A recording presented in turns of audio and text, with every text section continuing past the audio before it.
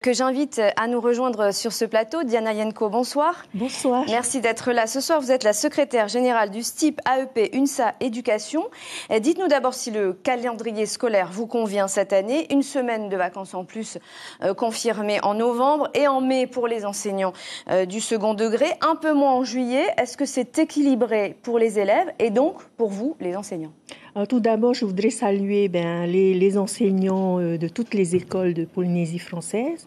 Alors, concernant le calendrier, il n'y a aucun problème puisque ça a été un calendrier consensuel avec les parents et les enseignants du second degré, les personnels non enseignants et les enseignants du premier degré. Donc, ce calendrier vous convient ? Il nous convient puisqu'on respecte les 16 semaines de congés prévues par la loi. Ce respect des 16 semaines. Les enseignants veulent aujourd'hui la mise en place d'un CHSCT, un comité d'hygiène, de sécurité et des conditions de travail pour les non-initiés. Vous expliquez être les seuls de l'administration en Polynésie à ne pas en avoir. Est-ce que vous vous sentez délaissé ? Est-ce que vous avez des choses à dénoncer s'agissant de vos conditions de travail ? En fait, vous savez que la une des journaux pointe l'absentéisme des enseignants. Moi, en tant que représentant du personnel, je voudrais savoir quelles sont les causes exactes, puisque nous appliquons les programmes métropolitains, mais pas tout à fait les rythmes métropolitains. Donc, il faut se mettre autour d'une table avec l'État, le pays, pour vraiment cibler les difficultés. C'est-à-dire que votre rythme est plus soutenu en Polynésie parce qu'on a le sentiment que les enseignants sont mieux lotis, je dirais, ici. Écoutez, nous avons le climat avec nous, mais nous avons les programmes métropolitains, plus la langue polynésienne qui est en plus. Des enfants plus sages aussi. On a des enfants plus sages, mais je pense que tous les enfants sont sages de par le monde. Mais ce CHSCT, c'est une obligation de la loi. Maintenant, il faut le mettre en application. C'est ma 4e rentrée où je redemande, je sollicite et j'espère avoir l'écoute du nouveau vice-recteur et de la nouvelle ministre nouvellement nommée.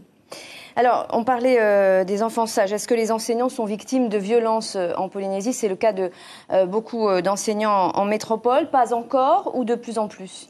Écoutez, dans le premier degré, je pense que la violence est pratiquement inexistante. C'est dans le second degré. C'est un âge difficile. Les adolescents aujourd'hui ont besoin d'être écoutés, d'être compris. Mais vous vivez cette violence aussi en Polynésie ? Un petit peu. On a des cas isolés dans certains collèges, mais ce n'est pas une généralité. Alors l'an dernier, il y a eu la mise en place de classes d'apprentissage. Dans le cadre de la réforme, les enseignants ont dû être formés et donc souvent remplacés.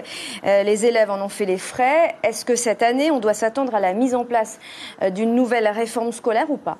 Je pense qu'on devra se mettre au pas. C'est vrai que l'année dernière était une année charnière, donc il fallait préparer, former les enseignants. On a encore besoin, mais ça sera une autre équipe. Je pense qu'on a besoin d'être vraiment formés pour bien prendre en charge les élèves que l'on a sous notre responsabilité.